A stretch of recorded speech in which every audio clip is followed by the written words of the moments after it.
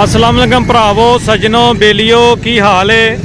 तुहाडा भरा हकीम आसफ गुज्जर लाहौर तो डाना मौजूदा सूरत हाल रावी की तुहानूं मैं दिखा रहा की है। सामने रेलवे पुल नज़र आ गया। पर अज की तरीक तुहानूं दस दें 31 अगस्त 2022 शाम 6 बजे का दिन टाइम शाम 6 बजे लाहौर का टाइम है। भादरों की 16 हैगी जी अज देसी महीने की अरबी महीने की 3 सफ़र है। तो मैं क्या मौजूदा सूरत हाल तुहानूं अज दसदा लाहौर की की हैगी है। अजले टिकटोकरां ने यूट्यूबरां ने चैनलों ने लोगों ने अफरा तफरी फैलाई है तो रावी पानी आ गया। मैं क्या अज मैं जाके बना ही लवां। सामने रेलवे का पुल नज़र आ रहा जी। तो रेलवे पुल तो तुसीं देखो कि सामने दरिया दे विच ही एक थोड़ी खाली जगह हैगी है। उत्थे भी हाले पानी नहीं आया।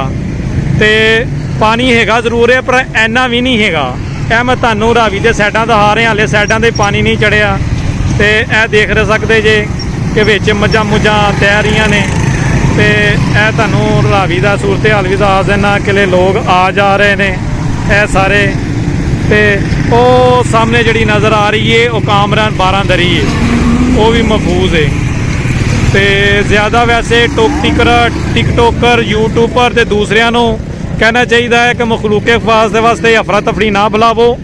जी असल रिपोर्ट है जो मौजूदा चीज़ है उही करो कि अगे बहुत ज़्यादा परेशान है। हुण तक तो पानी नहीं हैगा तो अगों दियाँ अल्लाह दी अल्लाह जाने तो कुदरत ही जाने। अब बाकी जगीर का मकबरा तुहानूं दिखा देने यह जोड़ा 4 मीनार नज़र आ रहे हैं सामने। बिजली के 2 टावर ने ना, इन्हां दे नाल वेखो 4 मीनार नज़र आते होंगे तुहानूं। जगीर का मकबरा है। यह रेलवे का पुल है। यह वेखो रेलवे पुल दियाँ चलियाँ थलड़ियाँ पिलर दियां नीहां ने, उन्हां तक पानी नहीं हाले चढ़िया। तो वह विच खाली नज़र आ रही है जगह। ठीक है, यह वेखो यह सब चीज़ां मैं इस बारे तुहाडे वास्ते वीडियो बना रहा वां कि तुहाडे कल है ना सब नूं लग जाए पता।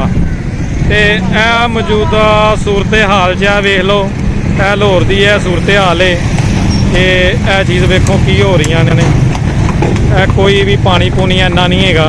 यह सामने कली नज़र आ रही है कामरन 12 दरी है। यार भी सूरत हाल वेख लो। तो इधर की साइड से भी वेख लो पानी हैगा जरूर है पर इन्ना भी नहीं हैगा जिन्ना लोगों को डराया जा रहा है। टिकटोकर ते यूट्यूबर अपने सिर्फ बिजनेस करने वास्ते। तो अल्लाह इन्हें हिदायत देवे। फिर मैं कह रहा अज 31 अगस्त 2022 दिन बुध शाम 6 बजे का टाइम तो देसी महीने की 16 भादरों तो 2079 वो साल का दिन तो 3 सफ़र है अज इस्लामी महीने की। तो यह मेरे भरावो वेख लो सूरत हाल तुसी जी है ना।